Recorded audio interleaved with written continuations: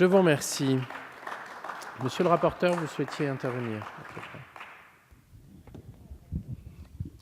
Oui, je souhaite m'exprimer ici parce que depuis ce matin, j'assiste concernant les propositions proposées par notre groupe, soit en renvoi et pas de discussion du tout pour la plupart des choses.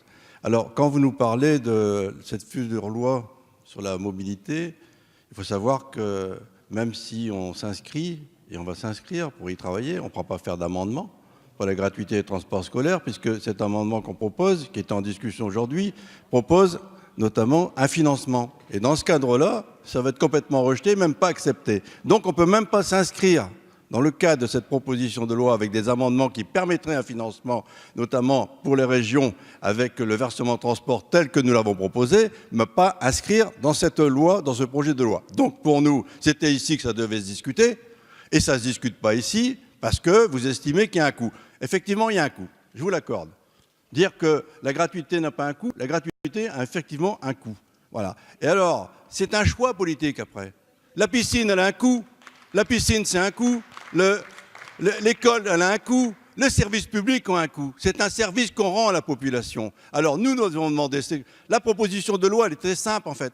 Nous, on dit, c'est pas le tout ou rien. Il faut pouvoir discuter avec tout le monde. Et donc, on s'est dit, c'est pas la gratuité, point final. On s'est dit, il y avait peut-être des étapes à respecter. Alors, dans les étapes à respecter, pourquoi pas non plus commencer par un financement et essayer d'avoir cet amendement qui aurait pu être proposé ici si on n'avait pas ce rejet préalable et mis en discussion sur l'idée, la TVA est à 10%, le seuil de remboursement est à 10%, nous on propose 5%, c'était l'amendement qu'on aurait proposé à Madame la Ministre, et j'espère qu'elle l'aura accepté, qui aurait permis justement une étape supplémentaire pour, pas la gratuité totale, mais partielle des transports. Alors quand on dit, attention, quand on dit que ça coûte 5 à 10%, c'est totalement faux.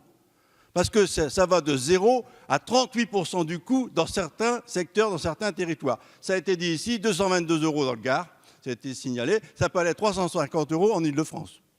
Bon, alors ce n'est pas forcément 5 à 10%. Ça, c'est la première chose. La deuxième chose, on n'est plus dans le débat. On n'est plus du tout dans le débat. Il n'y a pas de proposition. On fait des propositions, et puis alors, on se retrouve à dire, ça ne va pas, il y a des financements. Mais justement, la proposition qu'on fait, c'est pour qu'on en discute. On ne peut pas être d'accord sur tout. Je partage ça. Mais à un moment donné, on peut peut-être réfléchir ensemble, parce que vous dites c'est louable, c'est fort magnifique, ça nous fait réfléchir, c'est bien, vous avez bien travaillé. Félicitations pour vous, mais attention, hein, nous, on n'est pas forcément pour la gratuité totale, on est aussi pour la gratuité partielle, et il faut une participation des familles. Certes, alors essayons de travailler aussi pour aller à cette étape-là. Demandons également comment on peut travailler sur les financements. C'est ça la question, c'est ça la proposition. Voilà. Et là-dessus, on dit non, c'est terminé, niet, on ne va pas faire... Alors, les entreprises, permettez-moi quand même, 12,4 milliards de cadeaux, le budget qui était en 2017, 12,4 milliards qui étaient dans le budget, on les a enlevés, on les a mis dans la poche des grands patrons. Plus tous les dispositifs qui sont mis en place, on n'en a pas d'argent. Vous avez fait un choix politique, celui d'aider les grosses entreprises et pas forcément les citoyens. En même temps, je pense qu'il faut qu'on réfléchisse. On dit que la jeunesse, c'est l'avenir. Mais vous méprisez la jeunesse. Vous ne la respectez pas.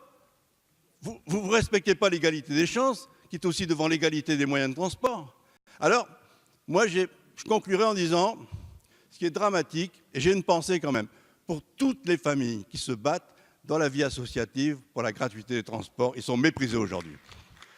Et pour terminer, je pense que vous êtes ancrés dans la pensée unique et vous ne respectez pas la démocratie.